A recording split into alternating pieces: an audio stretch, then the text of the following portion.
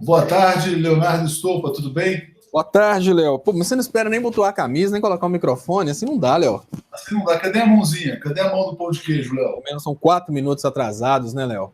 Pois é, 4 minutos é muito tempo. Nosso público é muito fiel, Léo. As pessoas Léo, se gostam. você for pensar bem, 4 minutos são 240 segundos.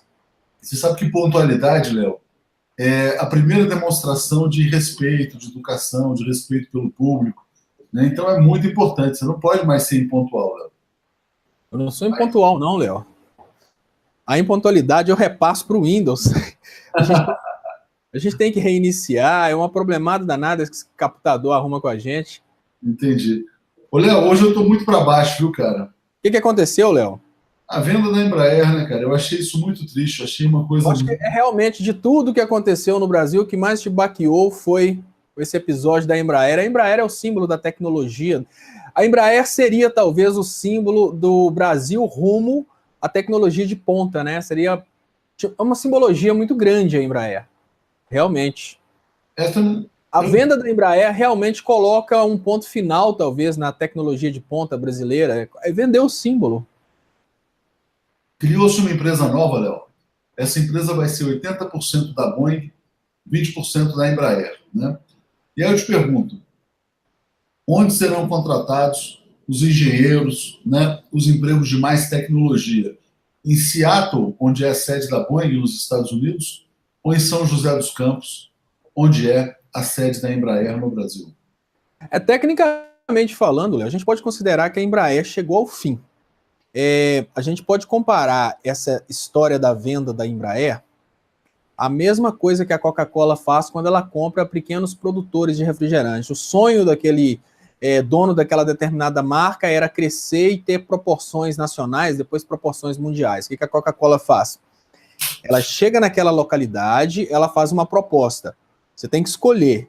Ou você vende a sua indústria para a gente, ou você sabe que Sérgio Moro é nosso amigo. Aí se o cara vende a indústria, aquela indústria vai ficar confinada naquele local e nunca vai crescer. A Coca-Cola até mantém a existência para não falar que ela está comprando para fechar, mas ela também não deixa crescer, não deixa o produto sair daquela região.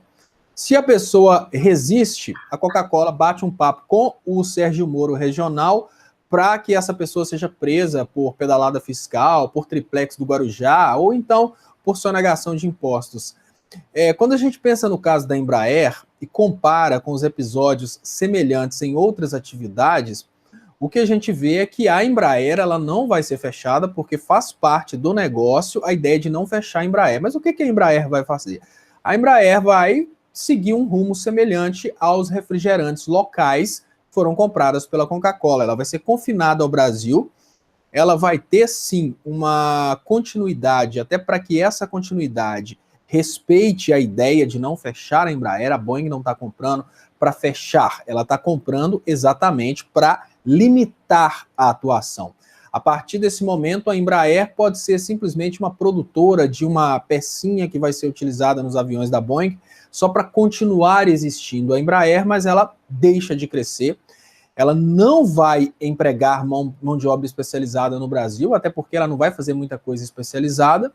E o Brasil hoje, eu acho que o simbolismo de perder a Embraer para a indústria nacional é o mesmo simbolismo de perder o Ayrton Senna para a Fórmula 1.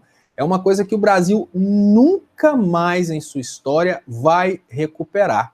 Nós perdemos a Embraer hoje, o sentimento não é o mesmo sentimento aquele sentimento, né, de luto que o Brasil teve no momento que ele perdeu o Ayrton Senna, porque o brasileiro, em geral, não sabe o que significa a Embraer para o futuro do Brasil em termos de indústria, mas a simbologia é a mesma. O Nicolai Ronce está dizendo o seguinte: a tendência é em pouco tempo a Embraer desaparecer. Na realidade, é uma compra para destruir. E aqui tem um comentário muito interessante da Cláudia Mortari, eu falei sobre isso de manhã, em que ela fala, você conhece o ITA, né? O Instituto de Tecnologia Aeroespacial, lá de São José dos Campos. Dizem que é o vestibular mais difícil do Brasil, só entra crânio, só gênio como você, Léo, consegue. Eu não consegui entrar lá não, Léo. Nunca tentei, mas também eu tive medo até de tentar, vou te ser sincero. Não, mas eu acho que você conseguiria, porque as pessoas que entram lá são pessoas muito inteligentes mesmo, né? Eu conheço uma pessoa que entrou no ITA, que é um cara brilhante, que é um jornalista chamado o Raimundo Pereira, né? Raimundo Rodrigues Pereira. Sobre essa questão do ITA, você sabe que as pessoas estudam tanto lá, e depois, quando elas estão terminando o curso, elas têm que fazer um trabalho de ressocialização, né, para aprender a conviver em sociedade depois de tanta informação. Ela fala o seguinte: faz sentido continuar colocando investimentos públicos numa universidade de alto gabarito, de ponta, agora que o Brasil não vai precisar mais de engenheiro aeroespacial? Para que o governo vai continuar gastando dinheiro no ITA? Ele não vai continuar. A intenção é a entrega de todo o patrimônio nacional para o privado, ela é só a primeira etapa do que o Temer vai fazer com o Brasil. Pode ficar tranquilo, o Temer vai sim privatizar algumas e fechar outras universidades. Todas as atividades que forem necessárias para uma colônia, por exemplo, a Embraer vai deixar de desenvolver tecnologia de ponta com mentes brasileiras e vai passar a utilizar o conhecimento lá da Boeing para fazer tecnologia de ponta. Mas a parte pesada vai ser realizada no Brasil. Então o Brasil vai ter um enfoque muito maior na preparação, digamos que mão na massa, que é a preparação técnica, do que na preparação para desenvolvimento, que é a preparação superior. Então você pode ficar tranquilo, Léo, vai fechar tudo. A ideia deles é a Operação Lava Jato, que toma nomes diferentes ao redor do Brasil, ela começou a perseguir professores universitários, suicidou, né, digamos assim, exterminou um reitor de uma universidade federal. Tudo isso faz parte da próxima etapa desse golpe que a gente está vivendo hoje, que é exatamente o desmonte da produção intelectual dentro do Brasil. Porque, Léo, não adianta tão somente, como eu diria, não adianta simplesmente desmontar um país e manter aquele país inteligente. Se você quiser escravo, você tem que primeiro desmontar a capacidade produtiva e, na sequência, desmontar a possibilidade dessa capacidade produtiva voltar. A gente pode até fazer uma analogia ao raciocínio do Maquiavel, quando ele ensina os príncipes ou adverte a população, né, porque existem controvérsias a respeito da intenção do Maquiavel. Ele fala que no momento que você tira uma ordem política do poder, você precisa exterminar as pessoas daquela antiga ordem para que o povo não clame a volta daquela ordem. Quando a gente presta atenção, o que eles fizeram? No primeiro momento, quando eles tiraram o PT do poder, eles não tiveram ainda a coragem de exterminar as pessoas, mas eles trabalharam no extermínio do partido, aprisionaram lideranças do partido. Agora, nesse segundo momento, porque a ordem político-econômica que o Lula representa, que o PT representa, que é a soberania nacional, ela precisa ser atacada em todos os pontos. Então, eles precisam exterminar a produção de conhecimento dentro do Brasil, porque exterminando a produção de conhecimento dentro do Brasil, não existe uma possibilidade do povo inteligente querer se insurgir contra essa ideia imperialista da gente produzir matéria-prima. Então, primeiro destrói os políticos que lutavam pela soberania, depois destrói a capacidade de ser soberano, que é a produção intelectual. Tudo isso faz parte do mesmo entreguismo. Então, as universidades vão acabar assim. Pode ficar tranquilos que o Brasil vai focar na produção de mão de obra para extrativismo, mão de obra para a produção de matéria-prima e não para a produção de altas tecnologias. Sabe o que eu acho assustador, Léo? Desculpa, leva aqui, por favor, senão é uma tentação. Desculpa, gente, que eu não almocei direito hoje, ganhei um chocolate. Léo, não esquece de pedir para comprar pão de queijo também, não. Léo, o que é assustador é o seguinte: até agora é o silêncio dos presidenciáveis, né? Não vejo ninguém se manifestando, né? E a Rosane Raduan colocou um comentário que me pareceu muito pertinente. Ela fala assim: olha, canalhas, estão levando a parte lucrativa e deixando a parte não lucrativa. Como é que a Embraer é dividida? Ela tem uma parte civil, de aviação civil, que vai para a Boeing. E tem uma parte de aviação militar que fica com a aeronáutica, que é a parte que não dá lucro, que recebe muitos gastos do orçamento público brasileiro, desenvolve tecnologia, mas essa fica sendo paga pelo contribuinte brasileiro. A parte que dá dinheiro, que é quando a Embraer vende, sei lá, 40 jatos para uma empresa aérea da China, dos Estados Unidos, essa parte vai para a Boeing. Esse é o drama dessa transação.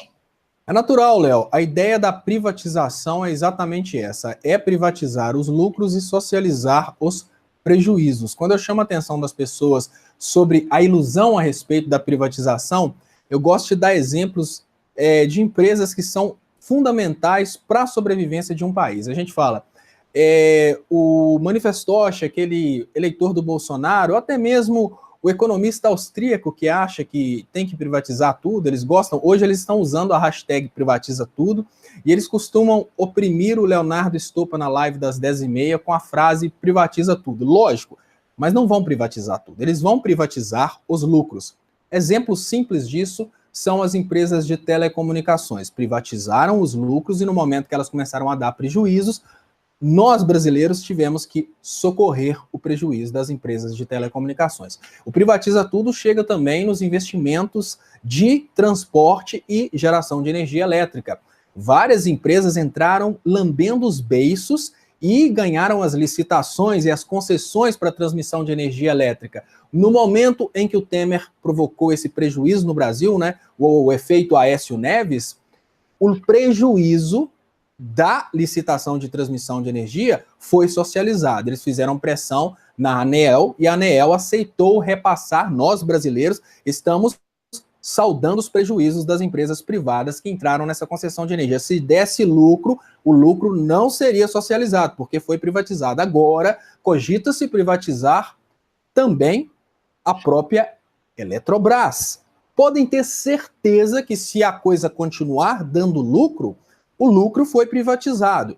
Mas vocês imaginam mesmo que nós brasileiros, que nossa sociedade vai deixar uma Eletrobras ser desligada se ela der prejuízo? O que eu estou querendo dizer é que os privatistas estão sempre privatizando o lucro, mas socializando o prejuízo. Se a Eletrobras for privatizada, existem duas possibilidades. Ela continuar dando lucro, o lucro vai para fora do Brasil. Se ela entrar em problemas e começar a dar prejuízo, nós vamos ter que salvar os investidores da Eletrobras. Afinal de contas, a gente não pode ficar sem luz. O que o imbecil não entende é que essas medidas de privatização que eles tanto sonham, porque eles acham que as empresas públicas não são interessantes para o Brasil, essas medidas não estão privatizando as empresas, essas medidas estão simplesmente mandando para fora o lucro dessas empresas, porque toda hora que uma empresa importante para uma nação entra em dificuldade financeira e pode sair do ar, nós temos que salvar essa empresa, ou seja, ela continua sendo pública de fato, mas o lucro dela continua indo para fora. Simples assim. Mais um comentário da Cláudia dizendo o seguinte, olha, o cargueiro KC-390 recebeu muito investimento público e muita tecnologia do ITA, que formava mão de obra para a Embraer. Né? Então, realmente é muito triste você imaginar o seguinte, o que fica com os brasileiros? O gasto. O que fica com os americanos? O lucro. Basicamente, essa é a maneira de resolver. Deixa eu agradecer mais uma vez ao Queijo, que está aqui sempre participando com a gente do Superchat, e o Celso Borges fala que o Brasil vive hoje é um pesadelo. Temos um pesadelo que parece não ter fim. Realmente é um filme de terror. Ô Léo, continuando no tema Embraer, eu queria te trazer um outro ângulo para essa discussão. Né? Você teve no Brasil a compra dos caças, do Gripen, que eram os aviões suecos. Né? Para que serviriam esses caças? Para o Brasil defender o seu território. Né? O submarino nuclear, que também foi atacado naquela operação lá no Rio de Janeiro, que se prendeu o almirante Otton, né? Para que serviria o submarino nuclear? Para patrulhar essas áreas do mar brasileiro onde está o pré-sal. Né? E você teria os caças também. O Brasil, depois de muito tempo no governo Lula e no governo Dilma, conseguiu fechar a compra dos caças, comprando os caças da Suécia, os Gripen. Você tinha três concorrentes, os franceses, Rafale, os suecos, que eram o Gripen, e o dos Estados Unidos, né, que era o F-16. Bom, quando vem o Gripen, a escolha pelo Gripen, por que se escolheu o Gripen? Porque seria aquele que transferiria mais tecnologia para a Embraer. Era um acordo de transferência de tecnologia. Agora que a Embraer é uma empresa dos Estados Unidos, que pode até fechar sua operação no Brasil, você acha que os suecos lá da Gripen, da Saab, vão manter esse projeto do caça, da venda dos caças ao Brasil? Olha, Léo, isso é muito relativo, porque o acordo não é com a Embraer, o acordo é com o Brasil, né? O detalhe é o seguinte, de que adianta um Brasil ter acesso a um tipo de tecnologia que ele não vai poder desenvolver. Porque o que acontece? Nós, como nação, nós estamos trabalhando no sentido de amedrontar a população no que diz respeito a qualquer tipo de investimento. No momento em que a gente vende a parte lucrativa da Embraer, a gente não vai conseguir ter argumentos para continuar investindo em tecnologia de guerra. Afinal de contas, nós perdemos a guerra sem utilizar caça, sem utilizar uma arma. O Brasil é um país que, em termos de guerra, ele é um país estranho, né? Tipo assim, ele não chega nem... É mais ou menos assim, não precisa declarar a guerra. Os efeitos da guerra acontecem tão somente convencendo os manifestoches a entregarem o Brasil para o país que eventualmente entraria em guerra. Eu tenho certeza que a melhor coisa que o Brasil faria neste momento seria desativar as Forças Armadas. Porque o Brasil é um país que gasta com o ativo das Forças Armadas um dinheiro inútil, porque as Forças Armadas teriam, né, a responsabilidade de proteger o território nacional, mas já não existe território nacional. Na prática, nós, como colônia dos Estados Unidos, podemos confiar a defesa do Brasil aos Estados Unidos. É muito mais interessante o Brasil retirar todo o investimento nas Forças Armadas e conceber a ideia de que os Estados Unidos vão proteger o Brasil contra uma invasão estrangeira que não seja deles, do que continuar gastando com Forças Armadas, tecnologia de guerra, desenvolvimento de caças, se tudo isso está à disposição dos Estados Unidos. O que adianta nós utilizarmos o dinheiro do brasileiro para investir numa proteção que nunca vai nos proteger contra o inimigo real da população brasileira? Então, já que nós já somos patrimônio dos Estados Unidos, eu acho que hoje, nessa situação que a gente vive, que é uma situação de uma situação de corte de gastos públicos, né? A gente está vendendo tudo que tem para continuar mantendo a máquina do Estado. Já não tem mais justificativa conceber a ideia de gastar muito com as Forças Armadas. As Forças Armadas tiveram um aumento muito grande no investimento exatamente por causa do pré-sal, defender a soberania nacional, defender o que está sendo entregue de qualquer forma. É aquela hora que eu viro para você e te pergunto com toda sinceridade, você contrata uma equipe de segurança que vai te cobrar 10 mil reais para proteger a sua casa, porque lá dentro você tem um cofre cheio de ouro. No momento que eles entram e roubam o cofre cheio de ouro, a tendência natural é você dispensar a equipe de segurança. Eu acho que hoje qualquer investimento com Forças Armadas e com desenvolvimento de tecnologia de guerra é dinheiro jogado fora, porque por mais que a gente tenha tecnologia, a gente não vai utilizar essa tecnologia para fins nacionalistas, para proteger o território nacional, para proteger o patrimônio nacional. Como isso não vai acontecer de forma alguma, continuar investindo nisso é patético. A coisa mais interessante a fazer já somos dos Estados Unidos, qualquer eventual invasão do Brasil vai ser reprimida pelos Estados Unidos. Imagine o seguinte, imagine que hoje nós já somos patrimônio dos Estados Unidos. Se hoje a gente desativasse as Forças Armadas, que eu te falo com toda sinceridade, não tem condição de proteger o Brasil de absolutamente nada, a gente teria uma economia muito grande e qualquer ameaça externa seria repelida pelos Estados Unidos. Afinal de contas, o pré-sal é deles, a água vai ser deles, as empresas internas são deles. Quando eles compram a Embraer, eles podem decidir. Quando eles compram, por exemplo, a Eletrobras, Léo, ninguém pensa por esse lado, mas imagine o seguinte, o Brasil tem uma capacidade de produção de energia gigantesca, eles destruíram a nossa planta industrial e hoje a gente tem uma certa abundância de energia elétrica. Quando eles compram a Eletrobras, eles podem fazer um sistema de transmissão de energia para começar a aproveitar a nossa produção de energia dentro do Brasil, fora do Brasil. A gente já faz isso, por exemplo, com os países da América do Sul. Por que não os Estados Unidos, que hoje são donos do Brasil, começarem, por exemplo, a transmitir energia elétrica debaixo do mar para ser utilizada na Europa? Eles vão controlar a produção da energia dentro do Brasil e jogar essa energia para a Europa. Isso é muito fácil. Basta destruir a indústria nacional para que nossa demanda de energia aumente. E eles fazem isso em absolutamente tudo. Eles diminuem a capacidade de compra do diminuem o poder aquisitivo do brasileiro para que o brasileiro não possa tomar o café de primeira qualidade. O bom vai para fora. Acaba com a indústria nacional para que eles possam vender a energia elétrica brasileira para fora. Qualquer gasto, né? Só para fechar pelo que você iniciou, para que a gente vai ficar hoje insistindo em investimento em tecnologia de proteção militar, sendo que os militares nunca serão utilizados para proteger o povo brasileiro? Acaba logo com essa bobeira e assume a ideia de sermos parte do território norte-americano. Assim, pelo menos o dinheiro que está sendo gasto com militares, gasto com tecnologia militar, pode ser investido, por exemplo, na sustentação do Temer, vendendo menos o patrimônio nacional e as reservas internacionais. Léo, eu gosto muito de você, porque você, além de muito inteligente, você não tem papas na língua. Então você vai direto ao ponto. O Nando Mota está dizendo, estopa visionário, podem fechar o Exército. O Elton Santana, concordo com o estopa, não faz sentido investir nas Forças Armadas.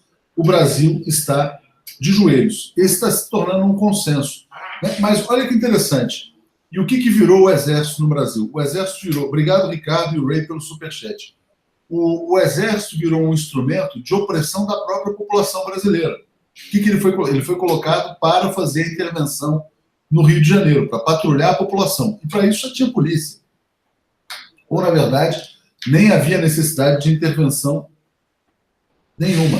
Então, se a gente tem hoje Forças Armadas que deveriam defender o território nacional, mas que não estão ligadas à questão da soberania, de fato, não faz sentido algum. Ô, Léo, sobre isso tem uma declaração muito polêmica hoje do general Vilas Boas, que é o chefe do Exército. Ele foi questionado pela Folha sobre se haverá intervenção militar. E aí essa declaração deixou muita gente oriçada. Por quê? Ele falou, se houver uma intervenção, será para garantir a democracia. Bom, se eles quisessem garantir a democracia, eles tinham que primeiro tirar o Temer, botar a Dilma no poder e tirar o Lula da cadeia. Então, eles já não garantiram a democracia. O que será uma intervenção do Exército para garantir a democracia? O que você desconfia que possa ser? Olha, Léo, eu não vou antever o que pensa o general Vilas Boas, porque ele é muito enigmático e o Brasil sustenta um exército muito dividido. Hoje, o que é o grande problema do Exército? O Exército é a parte do Brasil que concentra o maior potencial de repressão, né, que é a parte do Brasil que tem a maior quantidade de armas disponíveis, e quando você tem armas, você tem o poder de decisão, afinal de contas, tendo bala na mão, né, com arma na mão, você consegue fazer qualquer pessoa fazer o que você quer. E o Exército é muito enigmático. No momento, se eu tomar uma posição aqui agora e falar, não, o Vilas Boas estaria disposto a ser contra a democracia e perseguir o Brasil em nome, por exemplo, dos Estados Unidos, eu poderia estar cometendo uma injustiça porque eu não sei o que está na cabeça dele. É lógico que existem generais reformados do Exército loucos para ficarem famosinhos, que eles ficam falando que vão fazer, que vão acontecer, que são anti-PT, mas os que estão realmente no comando do Exército, eles são muito enigmáticos. O próprio Vilas Boas falou várias vezes que a intervenção militar não depende dele, a Constituição Nacional, a nova Constituição, nessa Constituição de 88, realmente, ela não dá para o Exército nenhum tipo de autonomia de decidir a respeito de intervenção, ou seja, qualquer tipo de intervenção que venha do general Vilas Boas não é uma intervenção, é golpe. Então ele é muito enigmático e ele é muito claro nisso, ele deixa claro o fato de não existir a possibilidade da tal intervenção constitucional que a massa de manobra fica falando constantemente. O que eu penso hoje, com toda sinceridade, a respeito do Exército, é uma pura questão de contas públicas, é uma pura questão de, olha, vamos ser sensatos. Se a gente não tem mais patrimônio para proteger, porque tudo foi entregue, se a gente não tem mais fronteiras para proteger, porque pertencem aos Estados Unidos, e se a gente tem consciência de que nós não temos capacidade militar para combater aquele que está nos invadindo, é melhor parar de investir nisso. Vamos pensar, eu trouxe aquele exemplo, eu trago outro exemplo. Imagina que você está morando dentro do Rio de Janeiro. E dentro do Rio de Janeiro você mora numa área que é totalmente dominada pelo tráfico, pelo crime organizado. Adianta você chamar um segurança com 38 para te defender? Esse cara vai ser chacota na cara. Lá no, é mais fácil o crime organizado virar para esse cara e falar, morre não, vem pro nosso lado, é mais fácil isso acontecer do que um segurança com 38 te defender do crime organizado. Então hoje, numa situação em que o Brasil está sendo invadido pelos Estados Unidos, a gente não tem a mínima condição de se proteger dos Estados Unidos, vamos cair na real e vamos dispensar o investimento em Exército, Forças Armadas e Aeronáutica, porque eles não têm condição de nos defender do maior invasor. O invasor usou a inteligência e o pior, a gente continua investindo no Exército Marinha e Aeronáutica, existe a possibilidade do Exército, Marinha e Aeronáutica chegarem a essa mesma conclusão: nós não podemos vencer os Estados Unidos, vamos nos unir a eles. Então é perigoso que o Brasil continue financiando uma linha de defesa que, na verdade, está aí cooptada com o maior inimigo. O ponto que eu penso é esse, é um ponto financeiro. Vamos parar de gastar com isso. Utiliza os ativos das Forças Armadas, dentro, então, aumenta as polícias militares, tira o investimento do Exército, Marinha e Aeronáutica, coloca o investimento em polícias internas, treina essas polícias internas para combaterem os crimes civis dentro do Brasil, porque, em termos militares, o Brasil já não é mais soberano. Se não existe mais a soberania, não existe mais a necessidade de investimento em Marinha, Exército e Aeronáutica. Se nós fôssemos soberanos, Léo, nós teríamos forças armadas protegendo os cidadãos brasileiros de agressores externos. Como agora nós somos escravos, nós temos forças armadas que oprimem os cidadãos brasileiros, porque os cidadãos brasileiros podem eventualmente se revoltar. É isso que está falou tudo, e nós estamos pagando essas forças armadas para nos oprimirem. Então, a gente precisa repensar o investimento nas Forças Armadas. Eu não sou contra aquelas pessoas que estão lá trabalhando, muitas delas são boas pessoas, mas é um conflito de interesses. No momento de crise, a gente continuar investindo, igual eu falei, no momento que você está passando dificuldade, você não tem dinheiro para comer, você mora dentro de uma favela que é controlada pelo crime organizado, mas você vai pagar um dinheiro para um segurança te defender com 38. Aquele cara é inútil. Léo, o Esdras Santos está aqui no Superchat. Obrigado, Esdras, dizendo: após a experiência brasileira, estou deixando de ser social-democrata para flertar com ideias revolucionárias. Mesmo que um candidato popular ganhe, será derrubado pela trinca judiciário, mídia, exército. Isso está ficando cada vez mais claro. Parece não haver saída. O Brasil é ou revolução ou escravidão, né? Aparentemente esse... Bom, Léo, eu fico muito feliz que você está chegando à conclusão disso, que eu estou falando isso tem 2 anos. Não existe saída institucional. No momento em que nós vimos a Dilma ser derrubada e nada acontecer, nenhuma instituição mover uma palha, o que nós vimos naquele momento não é necessariamente as instituições estarem do lado do impeachment, as instituições não terem coragem de agir contra aquele impeachment. Se elas não tinham coragem naquele momento, que pílula da coragem que você acha que chegou, por exemplo, numa Carmen Lúcia, num Fachin, que eles mudariam de posição? Não, é muita gente com o rabo preso, é muita gente ameaçada. Só resolve, meu amigo, se for através do levante popular. Instituição, esqueça. Eu acho até melhor a gente desmotivar a existência dessas instituições e começar a criar um movimento aí a favor da desativação dessas instituições. Isso seria o melhor, né? Para quê? Isso para quê? Quase uma anarquia, né, Léo? Uma anarquia geral. Tinha até uma campanha na internet, Engenheiro para quê? Das fotos mais interessantes dessa campanha da internet, Engenheiro para quê? Foi uma que o cara fez a escada, em que a parte de baixo da escada conectava diretamente na parte de cima, mas não tinha como o cara passar de um lado para o outro. Mas assim, o engenheiro é importante. Agora, o segurança com 38 para te proteger dentro de uma favela controlada pelo crime organizado pode ser até importante para morrer com você, mas não para resolver o problema. Só traduzindo, Léo, essa favela controlada pelo crime organizado é o Brasil, o crime organizado são os Estados Unidos e o segurança com 38 é o Exército Brasileiro. Infelizmente, existem 2 possibilidades. Uma é o segurança com 38 morrer junto com você e outra é o crime organizado conquistá-lo e falar com ele: olha, deixa de ser bobo, você não tem condição de brigar com a gente, então venha para o nosso lado e vamos desfrutar de tudo que esses bobos aí podem dar para a gente. Bom, Léo, e não ficou só na Embraer, não. A Embraer foi muito simbólica, né? Mas a Câmara também aprovou a venda de 3 distribuidoras da Eletrobras e também aprovou a venda... Léo, seu microfone. Oi, tá tendo eco aí? Não, só você fechar aí o seu... E aí, exatamente, aprovou a venda das 6 distribuidoras da Eletrobras e também aprovou a venda do pré-sal, né? 70% das reservas da Petrobras. Então é o seguinte, o Temer, mesmo rejeitado por 100% da população brasileira, ele está entregando quase tudo que os golpistas encomendaram a ele. Fala, Léo. Ô, Léo, o trabalho do Temer, e a gente não pode esquecer que o trabalho do Temer é simplesmente assinar para o Aécio, né? Vamos dizer, o trabalho do Temer é cumprir as ordens do DEM, do PSDB e de algumas partes do PMDB, e o trabalho desses partidos é cumprir as ordens que vêm lá do norte. É vender tudo o mais rápido possível, porque no momento, Léo, que o próximo presidente tocar no assunto de reestatizar, aí começam as campanhas chamando ele de bolivariano, falando que ele vai venezuelizar o Brasil. O MBL já começou essa campanha, inclusive atacando o Ciro. Eles escreveram lá. O Ciro disse que vai reestatizar o petróleo. Ele quer venezuelizar o Brasil. Essa campanha já começou. E esses meninos, né, quando eu falo os meninos, a gente lembra de quem está na frente, mas a gente sabe que por detrás tem publicitários muito, digamos que estratégicos. Eles sabem como produzir idiotas.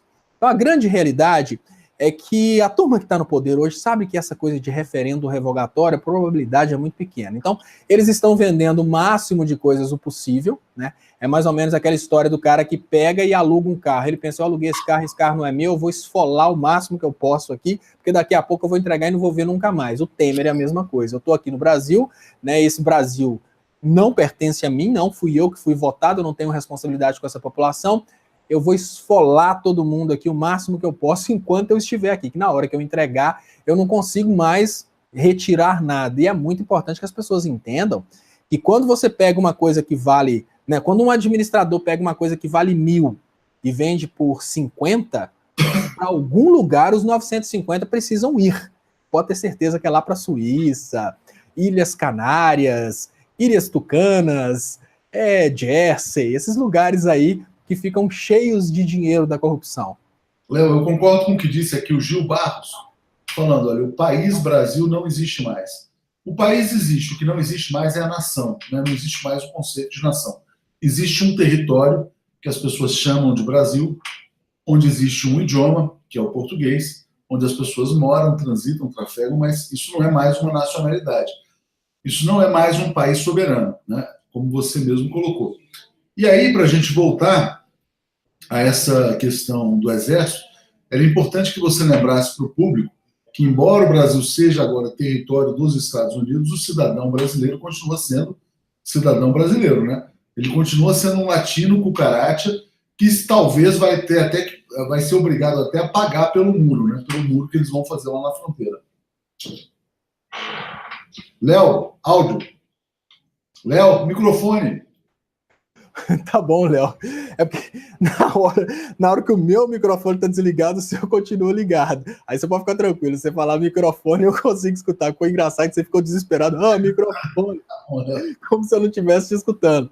Mas olha só, é importante que o Brasil não se ache um norte-americano. O Brasil tem que se entender como um mexicano. Entre nós não é necessário muro, porque nós não temos dinheiro e nem disposição física para tentar atravessar a fronteira americana, mas o que nós somos hoje para os Estados Unidos é o que o mexicano era há alguns anos atrás. A diferença é que o mexicano começa a adquirir agora um pouco de liberdade, começa a ir para outra direção, o mexicano começa a se sensibilizar que ele não é norte-americano. Isso é muito importante, Léo. Esse amadurecimento do mexicano, ele precisa ser copiado pelo brasileiro. O brasileiro tem um problema sério.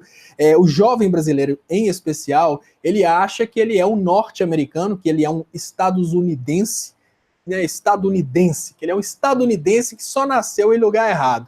Hoje, o brasileiro sofre da síndrome de mexicano, enquanto o mexicano se curou da síndrome de mexicano. O Trump deu uma forcinha para o mexicano, para ele aprender que nasceu no México, é mexicano, não é norte-americano. Hoje, o brasileiro pegou essa doença. O vírus da síndrome do mexicano saiu do México, veio para o Brasil, e a gente tem uma quantidade muito grande de pessoas que acham, não, eu sou estadunidense, eu tô até morando aqui no Brasil por enquanto, mas um dia eu vou para lá. Se for, vai para jaula. Você nenhuma, seu filho nem outra. Exatamente. E é muito importante que você entenda que mesmo que nós sejamos patrimônio dos Estados Unidos, nós não somos norte-americanos. Somos escravos. Escravos não têm direito. Léo, e como diz aqui o Ivanaldo Xavier, ele resume muito bem, ele fala, quintal nunca foi sala de visita. É preciso que tomemos consciência disso. Quem vive no quintal não tem permissão para ir para a sala de visita. Exatamente, quem vive no quintal é o cachorrinho, né? Se for uma cidade do interior, tem sempre um cabritinho lá, tem para produzir leite, tem um porquinho sendo engordado para o Natal, Quem não tem um carro, por exemplo, tem um cavalo para montar no lombo do cavalo e passear pela cidade. Então, digamos que essa analogia do quintal dele foi perfeita, porque a minha infância, Léo, os finais de semana foram na cidade de Jiquiri. E na cidade de Jiquiri, a gente consegue perceber como um quintal representa a relação Brasil e Estados Unidos. As pessoas, em especial o meu tio Nino, ele tinha no quintalzinho dele, lá tinha um cabritinho, tinha sempre um bichinho, guardava um porquinho para o Natal. E tem pessoas lá no Jiquiri que tinham cavalos, burros, né, boi para puxar carga. O que a gente pensa a respeito do Brasil é exatamente essa analogia do quintal. Esses bichos não entram na sala de visita, esses bichos ficam lá. Na hora de transportar alguma coisa, tem o burro de carga. Na hora de transportar uma coisa mais pesada, tem o boi que puxa o carro de boi. Na hora de se divertir, tem o cachorrinho, mas ele fica na casinha de cachorro. De vez em quando entra em casa. Então, ou seja, um artista brasileiro pode até entrar nos Estados Unidos para divertir um americano da mesma forma que o cachorrinho, o poodle que mora no quintal, de vez em quando ele até entra na sala de visita. Mas a produção de alimento, o porquinho nunca vai passear dentro de casa. O burro de carga, você nunca vai ver numa cidade do interior uma pessoa levando uma vaca ou um boi que puxa o carro de carga para dentro de casa. Assim como o responsável pela montaria, que é o cavalo, né, o responsável pelo transporte, ele nunca vai entrar dentro de casa. De vez em quando o poodle entra, fica um pouquinho e sai. É isso que é importante. Essa analogia, eu acho que, assim, a inspiração, eu acho que esse cara é de Jiquiri. Esse cara que deu essa ideia da analogia, pode perguntar para ele que ele deve ser conterrâneo meu, deve ser de Jiquiri, porque é perfeita a analogia dele, exatamente a infância que eu tive em Jiquiri. Os bichos que produzem não ficam na sala de visita, de vez em quando entram, mas eles não moram na sala de visita, não moram dentro de casa. Não, mesmo que o cachorrinho tivesse a permissão para sair do quintal e entrar para a sala de visita, ele precisaria comprar a moeda da sala de visita. No quintal, a moeda é o real. Na sala de visita, a moeda é o dólar. O dólar hoje subiu mais uma vez, bateu em 3,93, está indo a 4. Não sei se você se lembra, quando houve o golpe, os golpistas diziam que voltaria a confiança, que o Brasil ia se valorizar, que as crianças poderiam voltar para a Disney. Tá difícil voltar para a Disney, hein, Léo? Tá difícil voltar para a Disney, Léo. Olha que interessante. A família não leva o cachorrinho para a sala de visita para o cachorrinho se divertir. A família leva o cachorrinho para a sala de visita para que o cachorrinho possa divertir as crianças. É bem diferente. Eu nem imaginei a possibilidade de nenhum Brasil colônia a gente ter cachorrinhos que decidam ir para a sala de visita para passear. Não, eles são levados para entreter, para gerar conforto na sala de visita. O que eu estou querendo dizer para vocês é que nessa nova ordem política e econômica Brasil e Estados Unidos, a possibilidade do brasileiro comum ir aos Estados Unidos para se divertir não é remota, não. Ela é, digamos que, nula. O que vai acontecer é alguns cachorrinhos saírem, sim, do quintal e irem para a sala de visita para gerarem divertimento das pessoas que estão na sala de visita. Quando a gente traz para a realidade Brasil e Estados Unidos, a gente pode pensar que se durante um certo momento lá nos Estados Unidos tiver uma falta real de serventes de pedreiro, eles podem até deixar que alguns cachorrinhos saiam do quintal e cheguem na sala de visita, que são os Estados Unidos, durante esse tempo em que o servente pedreiro é necessário, e depois manda os cachorrinhos de volta para o quintal, porque já não tem mais divertimento nenhum com os cachorrinhos. O que o brasileiro precisa aprender com o México é que os Estados Unidos até aceitam sim o cachorrinho sair do quintal e vir para a sala de visita no momento em que eles são necessários para causar o divertimento, é fazer o serviço que o americano não quer fazer, né? É fazer essa parte do trabalho. E quando falta mão de obra, isso acontece em todo país desenvolvido. Hoje, a Inglaterra, né, o Reino Unido, busca uma forma de controlar a imigração. É mais ou menos assim, quem a gente precisa, a gente deixa entrar. Quem a gente não precisa, que fique fora. Por mais que seja uma coisa polêmica, que esteja em discussão, e eu acredito que esse Brexit não vai dar em nada, mas isso é uma pura opinião, essa é a discussão que está acontecendo no parlamento. É isso que é importante. Por mais que eu acredite que não vai dar em nada, o povo vai pressionar para que não exista essa separação. A discussão que existe no parlamento é essa. Vamos aceitar entrar no nosso país só quem a gente precisa. Ou seja, vamos trazer para a sala só o cachorrinho que fica pulando, fazendo a gente rir. Depois que a gente não quiser rir mais, tá chato, manda de volta. É assim que funcionam as políticas de imigração. Não. Se desobedecer, vai para a jaula. O Alberto está aqui no Superchat, obrigado, e ele manda aqui uma colocação. a única saída é parar os meios de produção, porque juiz e político não produzem nada. Quando o povo parar de produzir, o sistema cai. E você tem falado isso, né? Que é muito mais inteligente. As pessoas, pô, mas vou para a rua para levar borrachada, para tomar porrada tal. Parar a produção é mais inteligente, na sua visão. Exatamente, Léo.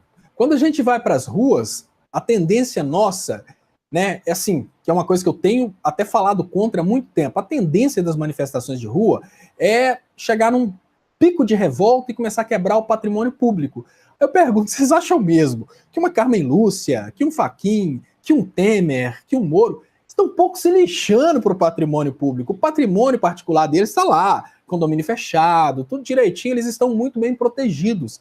Essas pessoas se preocupam, sim, é de onde vai vir o salário deles, e o salário deles vem dos nossos impostos, vem da nossa produção. Se pararmos de trabalhar, o sistema cai. Se a gente continuar fazendo manifestações isoladas, chega uma turma morta de raiva ali, quebra alguma coisa, quebra outra, a gente vai perdendo a credibilidade do resto do povo. Eu acho que hoje, se a gente conseguisse pressionar as lideranças de esquerda, de modo que essas lideranças realmente causassem uma super parada, né? Quando eu falo levante popular, eu falo a conscientização do povo através das lideranças de esquerda, que a gente precisa mudar esse cenário. Para mudar esse cenário, a gente precisa cutucar quem está fazendo isso acontecer. Não existe forma melhor do que parar de trabalhar. O trabalho nosso que sustenta eles.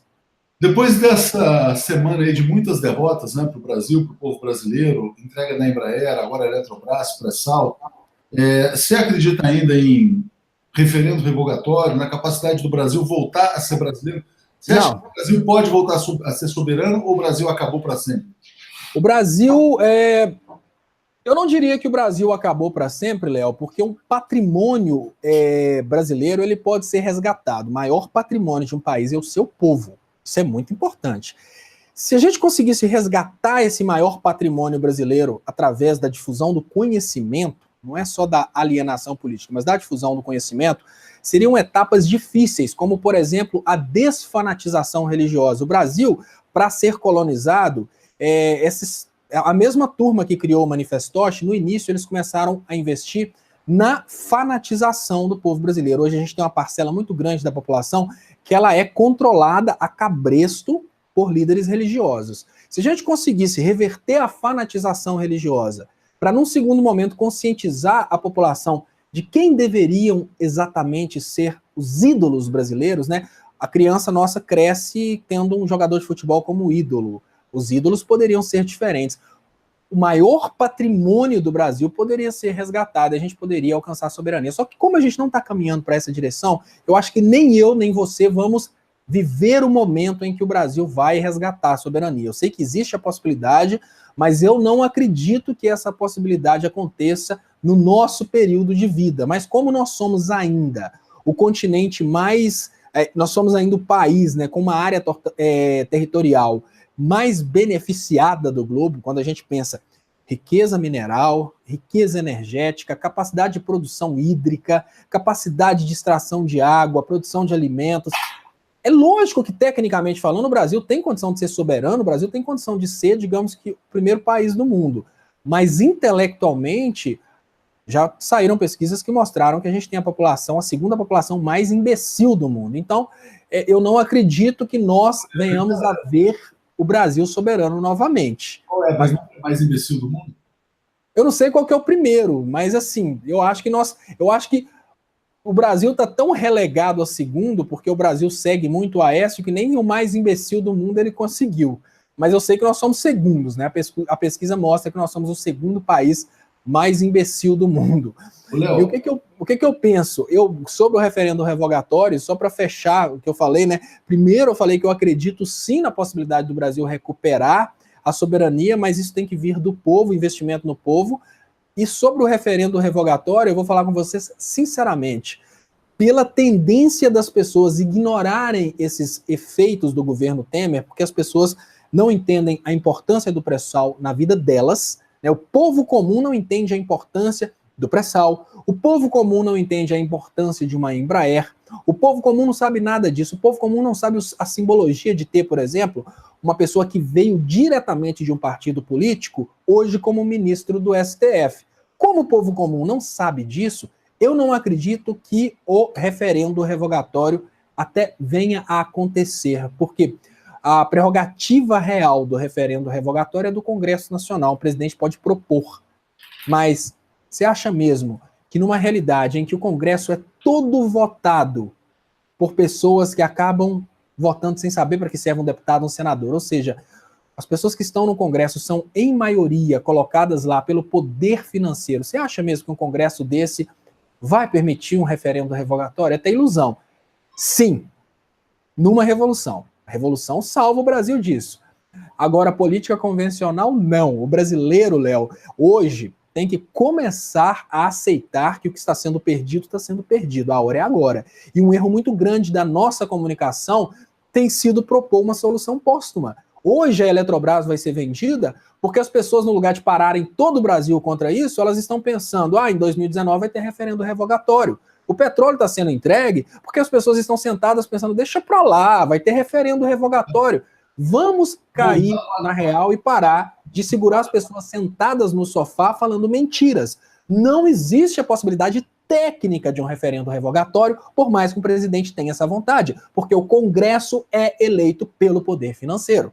Você acha, Léo, você já viu alguma vez alguém colocar o tubo, a pasta de dente de volta no tubo, depois que ela sai? Perfeito, perfeita comparação. Não tem jeito, gente. Não dá.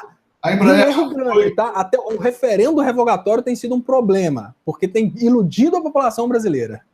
Exatamente. Não, depois a gente resolve. Depois, como diria o dito popular, Inês é morta, né? Amanhã ou talvez, pode ser nunca mais, né? Pois é. Eu queria agradecer a Rose aqui pelo superchat, Léo, que está aqui também participando. Amanhã tem jogo do Brasil, Léo, das 3 horas às 5 horas, Brasil e Bélgica, né? Se der empate, vai para prorrogação e pênaltis. O Léo ao quadrado é às 5 horas. Você mantém comigo o compromisso de fazer o Léo ao quadrado amanhã, em pleno dia de jogo do Brasil? Léo, que hora que é o jogo do Brasil? 3 horas. 3 horas. Você que sabe, Léo, porque eu nem vou saber que tá tendo jogo, né? Mas nós vamos fazer o Léo ao quadrado, né? Podemos fazer o Léo ao quadrado, sim, ué. Amanhã tem Léo ao quadrado. Você vai entrar em desespero na hora do jogo, falar assim, meu Deus, agora é pênalti, Léo, vamos desligar, porque todo mundo aqui, na verdade, eu sei que quer ver os pênaltis, né? Aí você fala, todo mundo quer ver os pênaltis. Aí você dá essa super desculpa, fala, como todo mundo vai querer ver os pênaltis, vamos desligar. E sai correndo para ver os pênaltis. Se tiver pênalti, a gente vai testar a sua popularidade, Léo. A gente vai fazer o seguinte, Léo, fala aí, fala bastante enquanto eu vou lá ver os pênaltis. Eu vou poder gritar, Ronaldinho! Esse não tem Ronaldinho, não, Léo? Deixa eu agradecer aqui a Carolina Castineira, né? Ela está nos pedindo para divulgar o Arraial Lula Livre, 14 de julho, na quadra dos bancários. Vamos iniciar um levante popular pela libertação do Lula e a volta da democracia. Então está divulgado aqui, dia 14 de julho, na quadra dos bancários. Muito bom. Em São Paulo, Léo? Em São Paulo. Ô, Léo, eu queria te agradecer muito. A Laídes Conceição disse que a gente faz a melhor dupla de notícias do Brasil. Chegaram comentários aqui também sobre a sua inteligência, sobre a sua perspicácia para colocar. Obrigado ao pessoal também. Agora sim, olha, o Walter Rodney, se ele acertar o placar que ele botou no bolão, ele botou Bélgica 13, Brasil 0, cara. Então, Bélgica 13-0. Amanhã tem bolão, Manu. Amanhã tem bolão. Então, o pessoal já fica esperto, hein? Amanhã, 7h30 da manhã, quando começar o Bom Dia 247, na hora que puder liberar para comentário, já começa lá dando o placar, porque quem acertar o placar leva 2 canecas. Você sabe que os melhores dias que eu tenho ultimamente são os dias dos Jogos do Brasil, Léo? Por quê? São dias maravilhosos, porque a turma que está trabalhando aqui embaixo, quebrando, usando aquelas máquinas, eles param para ver o jogo. Aí é possível ficar sem barulho por 2 horas. Ô, Léo, a Sandra Vilchis está dizendo, mais mulheres no 247. Concordamos plenamente e já estamos preparando isso. A gente está correndo atrás. Mulheres. Mulheres. A gente trouxe aqui, né, outro dia a Edva, trouxemos a Daphne também. A gente tem a Isa Pena, a Gisele está todo dia no Boa Noite, mas a participação feminina tem que ser mais intensa aqui. Né? Uma coisa que eu estava até comentando, Léo, o público do site ele é mais masculino do que feminino.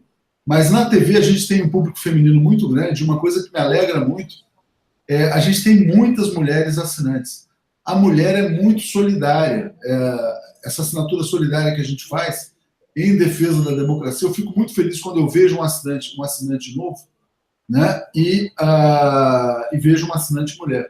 Então, muito obrigado a todas as mulheres que nos seguem, nos ouvem, que assinam, aos homens também, evidentemente, né? A todos, todas e todas, né? Assim que a gente aprendeu a falar com o pessoal ultimamente. Léo, muito obrigado. Amanhã tem mais Léo ao Quadrado. Daqui a pouco tem o Ferrez. O Ferrez vem com o seu convidado aqui para o programa Ferrez em Construção. Depois, Boa Noite 247. E depois, Na Ponta Esquerda. Então, estamos aí com a nossa programação, tentando levar o nosso canal rumo aos 110 mil. Já passamos os 107 mil, né? Agora estamos rumo aos 108, 109, 110, até chegar aos 200 mil.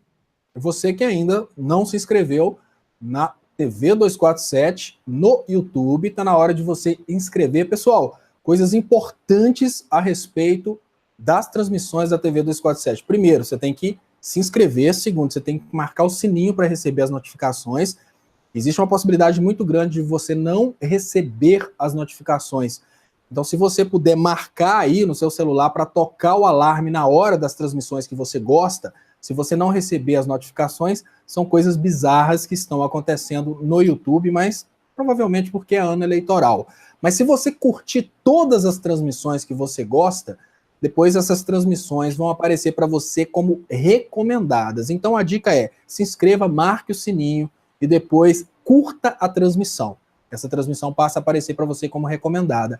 E se você ainda não se inscreveu no canal Leonardo Estopa aqui no YouTube, aproveite a pausa entre este programa e o programa do Ferrez para se inscrever.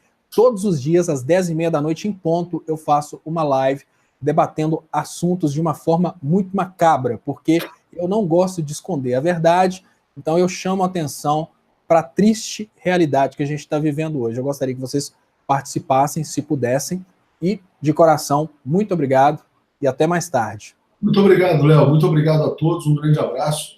E até daqui a pouquinho com um grande Ferrez. Valeu, gente. Obrigado. Valeu.